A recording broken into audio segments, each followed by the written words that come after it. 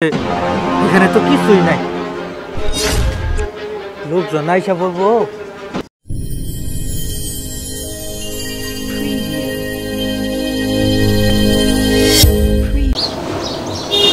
আল্লাহুম্মা আমিন। শাকিল, তোর বড় ভাইয়ের যে মাটি দিলি আমার কইছিলি, আরে একটা সময় তোরা মাটি দিলি কে? আমার কাছে হুইনে মাটি দিছিলি। কি কন ভাই, আমার বড় ভাই না আপনার বন্ধু আসছিল?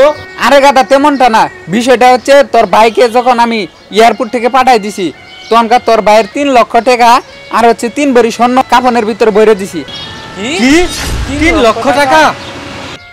হ্যাঁ 3 লক্ষ টাকা। এই জন্য তো বলতেছি এখানকার এই টাকাটা কিভাবে তুলবো। 3 লাখ টাকা উড়ানোর দরকার ছিল। না না ভাই, উড়ান দরকার নাই, চলো তাই আমরা।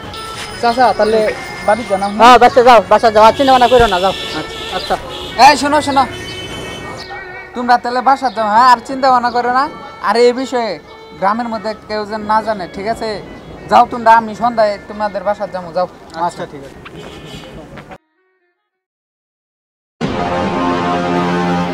কই ভাই তো আমার মিথ্যা কথা বলছে, 3 ভরি স্বর্ণ 3 লাখ টাকার কথা বলছে, এখানে তো কিছুই নাই।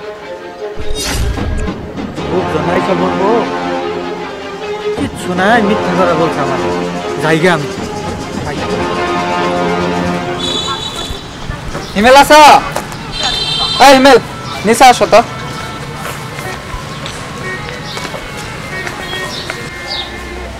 কি রে, ই তো আমার ঠয়াইছে।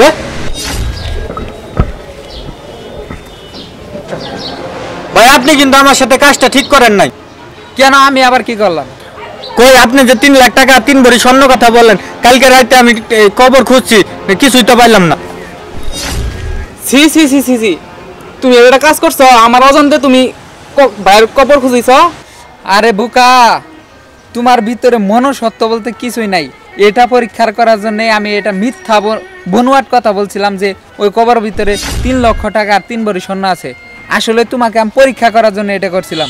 যাক, তুমি পরীক্ষায় ফেল করে এটা কাজ করছো আমার অজান্তে, তুমি ভাইয়ের কবর খুঁজিছ। দেখছ, তোমার ভাই ছোট ভাই হিসেবে বুঝতে পারলো, আর তুমি বুঝলা না।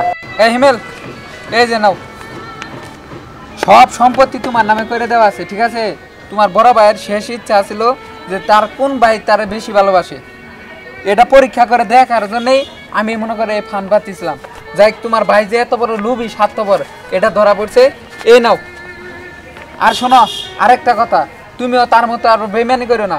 ইনসাফ ভিত্তিক সে যতটুকু সম্পদ পাবে তুমি তাকে ভাগ করে দিবে, ঠিক আছে? ঠিক আছে। আচ্ছা তাহলে থাকো। ভাই ভাই আমার ভুল হয়ে গেছে, আমার মাফ করে দিয়ে। শোনো, সম্পদ বড় কথা নাই, বুঝছো? আসলে নিজের দিলটা আরো পরিষ্কার রাখবা, তাহলে আল্লাহ খুশি, মানুষও খুশি থাকবে। আচ্ছা থাকো, এই তোমরা মিলেমিশে থাকো। আচ্ছা, আর ওরে ন্যায্য পাওনা বুঝাই দিও। যাই তাহলে, হ্যাঁ? আসসালামু আলাইকুম।